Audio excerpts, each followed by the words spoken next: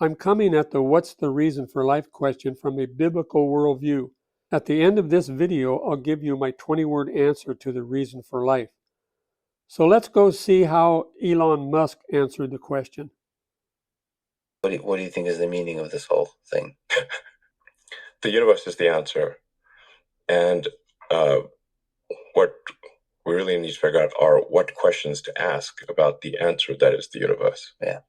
And that the question is really the hard part. And if you can properly frame the question, then the answer, relatively speaking, is easy.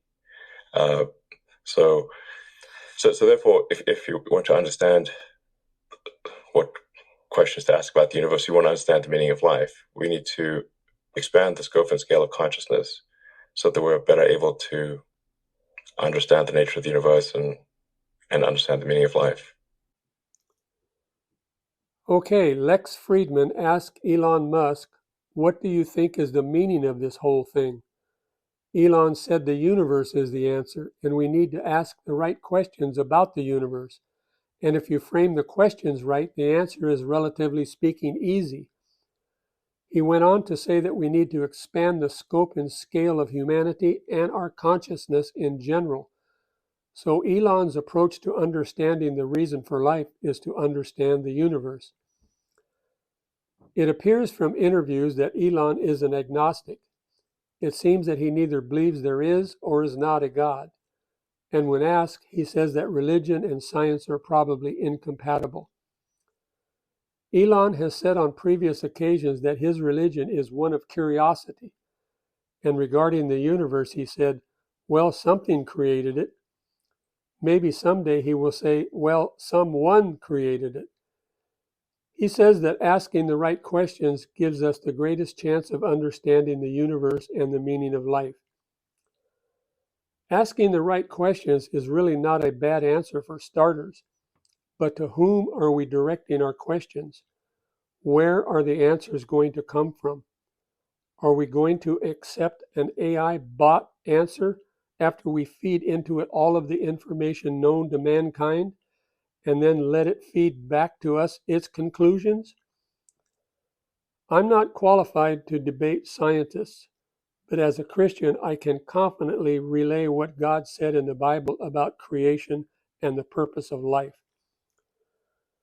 Romans 1:20 says, for since the creation of the world, God's invisible qualities, his eternal power and divine nature have been clearly seen, being understood from what has been made, so that people are without excuse. The Bible is clearly saying that if we don't see God as the creator after observing everything in our world and the universe before us, we have no excuse. Thanks be to God, Christians don't need a further expansion of knowledge to understand the reason for life. Even children have the knowledge to understand it. We already have the answer. The answer has been written, printed, and put into worldwide circulation for many centuries now in the Bible. Okay, here's my 20-word answer for the reason for life. God created us in his own image to have a loving, eternal relationship with him and to glorify him forever. There it is. That's it. Now I'll try to comment briefly. In order for us to understand the reason for life in this way, we need to at least try to understand a little about the magnitude of God's sovereignty, his holiness, and glory.